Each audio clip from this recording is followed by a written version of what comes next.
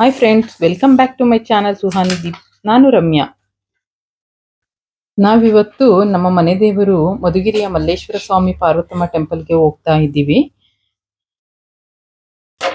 ಮನೆ ದೇವರಿಗೆ ಹೋಗಿರ್ಲಿಲ್ಲ, ತುಂಬಾ ದಿನಗಳಾಗಿತ್ತು. ಸೊ ಮನೆ ದೇವರಿಗೆ ಹೋಗಿ ಹಾಗೆ ಗೊರುವನಹಳ್ಳಿ ಲಕ್ಷ್ಮೀ ದೇವಸ್ಥಾನಕ್ಕೆ ಹೋಗಿ ಬರೋಣ ಅಂತ ಹೋಗ್ತಾ ಇದ್ದೀವಿ.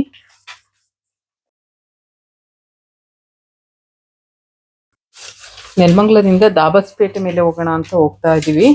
ದಾಬಸ್ಪೇಟೆಗೆ ಬಂದ್ವಿ. ಮಧುಗಿರಿಯಿಂದ 54 ಕಿಲೋಮೀಟರ್ಸ್ ಇದೆ.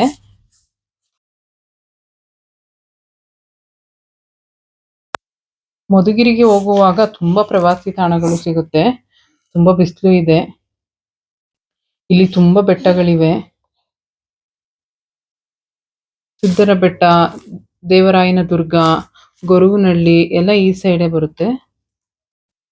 ಅದರಲ್ಲಿ ಮಧುಗಿರಿ ಬೆಟ್ಟ ಕೂಡ ಒಂದು. ಇದು ಏಷ್ಯಾ ಖಂಡದಲ್ಲಿರುವ ಅತಿ ದೊಡ್ಡ ಏಕಶಿಲಾ ಬೆಟ್ಟವಾಗಿದೆ.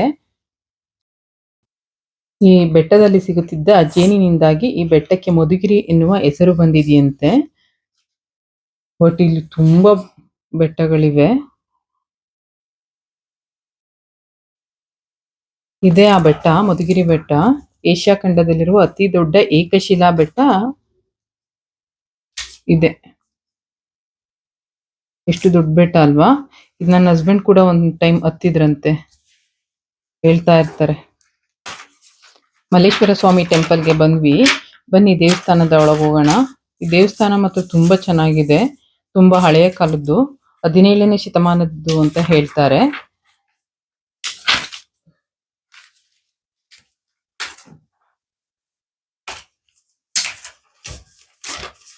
ನನ್ನ ಮಕ್ಕಳಿಗೆ ಫುಲ್ ಖುಷಿಯಿಂದ ಆಟ ಆಡ್ತಾ ಇದ್ದಾರೆ. ದೇವಸ್ಥಾನ ಮಾತ್ರ ತುಂಬಾ ಚೆನ್ನಾಗಿದೆ. ಇಲ್ಲಿ ಮಧುಗಿರಿ ಮಲ್ಲೇಶ್ವರ ಸ್ವಾಮಿ ಮತ್ತೆ ಪಾರ್ವತಮ್ಮ ದೇವಸ್ಥಾನ ಇದೆ.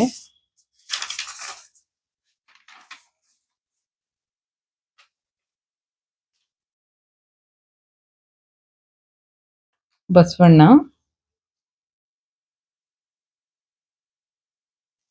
ಇದೆಲ್ಲ ಕಲ್ಲಿನಿಂದ ಮಾಡಿದ್ದಾರೆ. ಕಲ್ಲಿನಿಂದಾನೇ ಕೆತ್ತನೆ ಮಾಡಿರೋದು. ತುಂಬಾ ಹಳೆಯ ಕಾಲದ ದೇವಸ್ಥಾನ.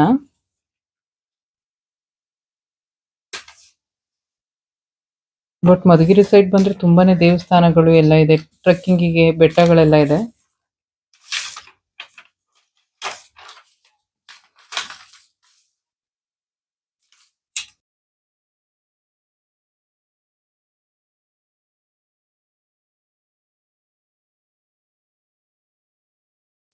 ಮೊದಲು ಗಣೇಶನ ಪೂಜೆ ಮಾಡಿಸ್ತೀವಿ, ಹಾಗಾಗಿ ಗಣೇಶನ ಪೂಜೆಗೆ ಅಂತ ರೆಡಿ ಮಾಡ್ಕೊಂಡು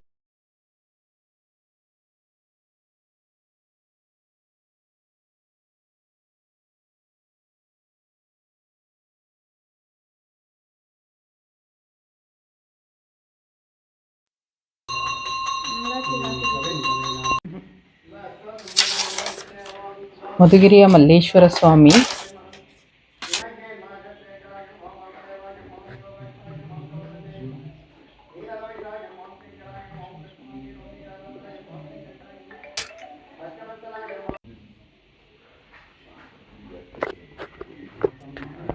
ಮೊದಲು ಮಲ್ಲೇಶ್ವರ ಸ್ವಾಮಿ ಪೂಜೆ ಆಗಿ ಪಕ್ಕದಲ್ಲೇ ಪಾರ್ವತಿ ಅಮ್ಮನವರಿದ್ದಾರೆ. ಅವ್ರ ಪೂಜೆಗೆ ಹೋಗ್ತಾ ಇದ್ದೀವಿ.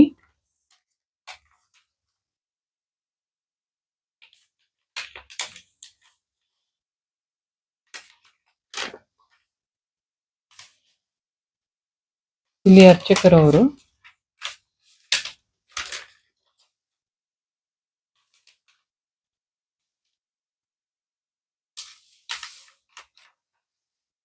ಪಾರ್ವತಿ ಅಮ್ಮನವರು.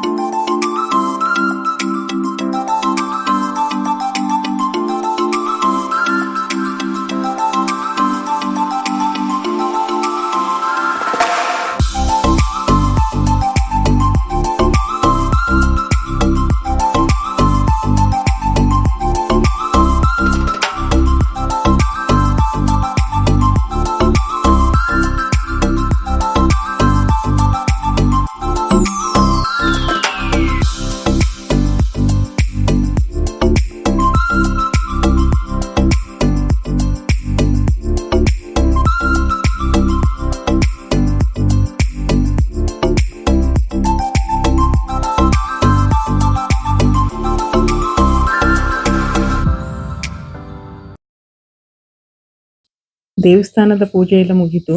ಸೊ ಸ್ವಲ್ಪ ಹೊತ್ತು ಕೂತಿದ್ದು ಇಲ್ಲಿಂದ ಹೊರಟ್ವಿ. ಪಕ್ಕದಲ್ಲಿ ವೆಂಕಟರಮಣ ಸ್ವಾಮಿ ದೇವಸ್ಥಾನ ಇದೆ, ಬಟ್ ಕ್ಲೋಸ್ ಆಗಿತ್ತು, ಸೊ ಅದಕ್ಕೆ ಹೋಗ್ಲಿಲ್ಲ.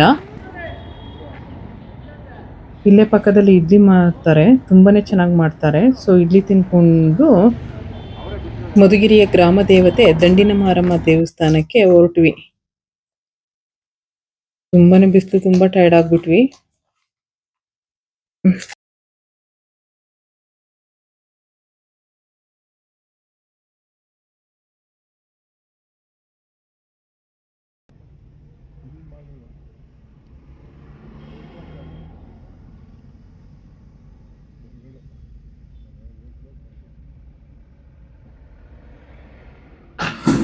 ದಂಡಿನ ಮಾರಮ್ಮ ದೇವಸ್ಥಾನಕ್ಕೆ ಬಂದ್ವಿ.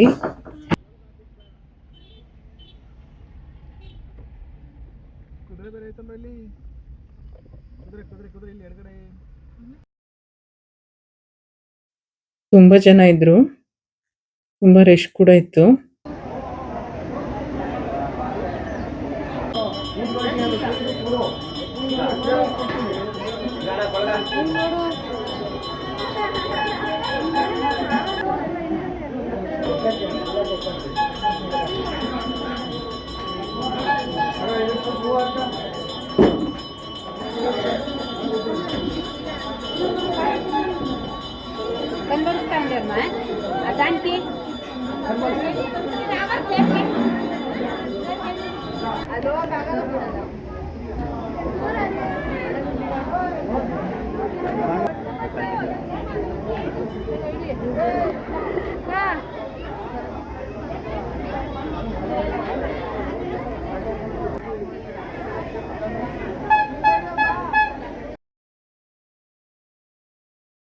ಇಲ್ಲಿ ಪೂಜೆ ಮುಗಿಸ್ಕೊಂಡು ಗೊರವನಹಳ್ಳಿ ಲಕ್ಷ್ಮೀ ಅಮ್ಮನ ದೇವಸ್ಥಾನಕ್ಕೆ ಹೊರಟ್ವಿ.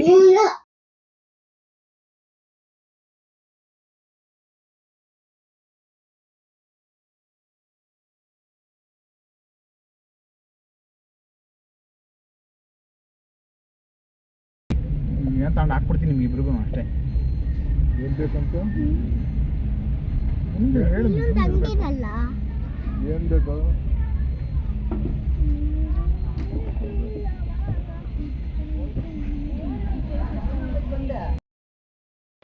ತುಂಬ ರಶ್ ಏನಿರಲಿಲ್ಲ. ಸೊ ಅಮ್ಮನ ದರ್ಶನ ತುಂಬ ಚೆನ್ನಾಗಾಯಿತು. ಮತ್ತು ಪ್ರಸಾದ ಸ್ವೀಕರಿಸಿ ಅಲ್ಲಿಂದ ಹೊರಟ್ವಿ.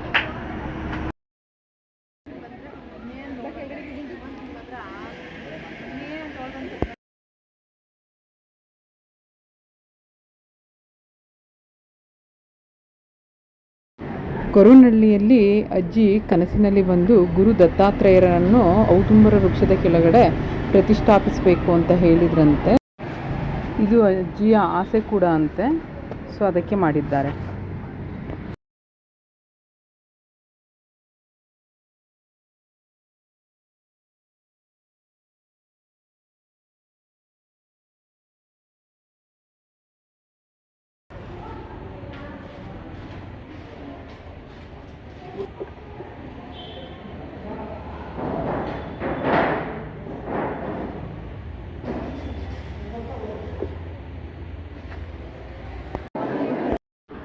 ಗೊರವನಹಳ್ಳಿಯಲ್ಲಿ ಅಮ್ಮನ ದರ್ಶನ ಎಲ್ಲ ಮುಗಿಸ್ಕೊಂಡು ಈಗ ದೇವರಾಯನ ದುರ್ಗ ಬೆಟ್ಟಕ್ಕೆ ಹೋಗ್ತಾ ಇದ್ದೀವಿ.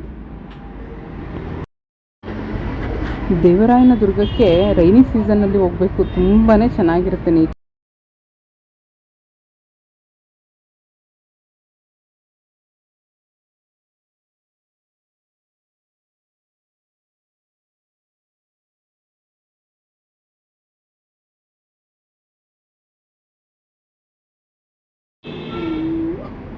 ಶ್ರೀ ಭೋಗಲಕ್ಷ್ಮೀ ನರಸಿಂಹಸ್ವಾಮಿ ದೇವಾಲಯದಲ್ಲಿ ಪೂಜೆ ಮುಗಿಸ್ಕೊಂಡು ಬೆಟ್ಟಕ್ಕೇನು ಹೋಗಲಿಲ್ಲ, ಇಲ್ಲಿ ಮಾತ್ರ ಪೂಜೆ ಮುಗಿಸ್ಕೊಂಡು ಮನೆ ಕಡೆ ಹೊರಟ್ವಿ.